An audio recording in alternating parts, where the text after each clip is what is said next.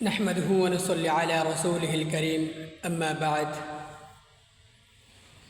সূরাতুল ইয়াসিনের 5টি আয়াত এবং এই 5টি আয়াতের সমাধান, জীবনের 5টি বড় সমস্যার কোরআনিক সমাধান।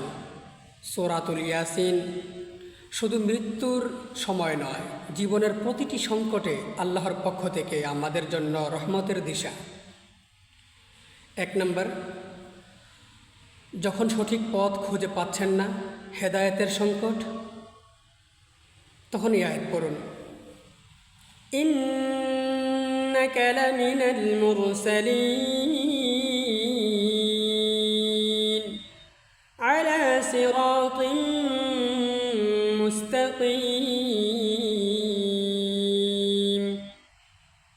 নিশ্চয়ই আপনি রাসূলদের অন্তর্ভুক্ত, সরল পথের উপর প্রতিষ্ঠিত। এই আয়াত থেকে আমরা কি শিখতে পারি? পথ হারালে ফিরে আসার ঠিকানা হলো কোরআন। হেদায়েতের চাবিকাঠি আল্লাহর হাতে। 2 নম্বর, যখন পরকাল নিয়ে সংশয় জাগে, ঈমানের সংকট, তখন পড়ুন কুল ইউহয়িহা আল্লাযী আনশাআহা আউওয়ালা মাররা। বলুন, তিনি জীবিত করেন, তিনি একে প্রথমবার সৃষ্টি করেছেন।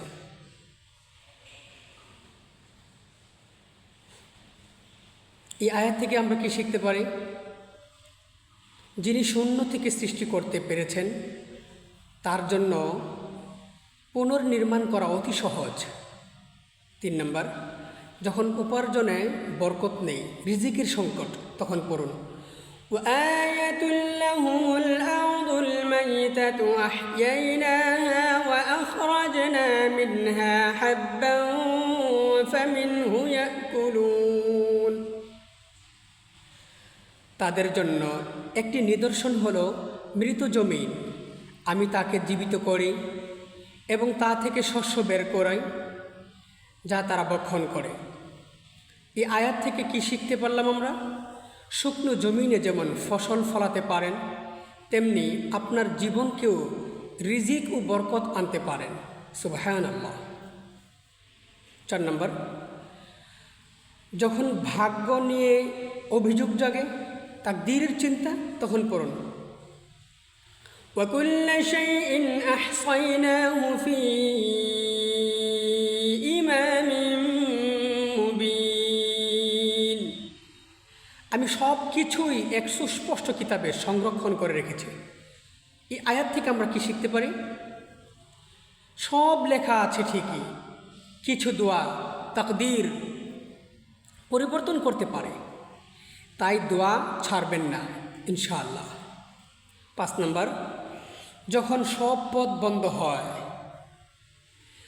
অসম্ভবকে সম্ভব করা, তখন পড়ুন ইন্নামা আমরুহু ইযা আরাদা শাইআন আন ইয়াকুলা লাহু কুন ফায়াকুন। তার আদেশ তো এই, তিনি যখন কোনো কিছু করতে চান, তখন তাকে বলেন হও, আর তার সঙ্গে সঙ্গে হয়ে যায়। সুবহানাল্লাহ। এই আয়াত থেকে আমরা কি শিখতে পারি? আপনার যা দরকার তা আল্লাহ তাআলার কাছে একমাত্র একটি শব্দের দূরত্বে, কুন, আল্লাহ তাআলা বললেই সঙ্গে সঙ্গে হয়ে যায়। সার কথা হলো, সূরা ইয়াসিন কোরআনের অন্যতম শক্তিশালী সূরা। এটি আমাদের ঈমানকে মজবুত করে, হেদায়েত দেয়, রিজিক বাড়ায় এবং আল্লাহর উপর ভরসা শেখায়।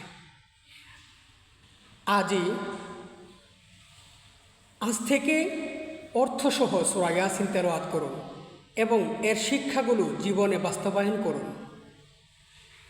রব্বানা তাকাব্বাল মিন্না ইন্নাকা আনতাস সামিউল আলিম। হে আমাদের রব, আমাদের দোয়া কবুল করুন, নিশ্চয়ই আপনি সব কিছু শুনেন এবং জানেন। সুবহানাল্লাহ। আল্লাহ তাআলা আমাদের সকলকে বুঝার এবং আমল করার তৌফিক দান করুক। আমিন।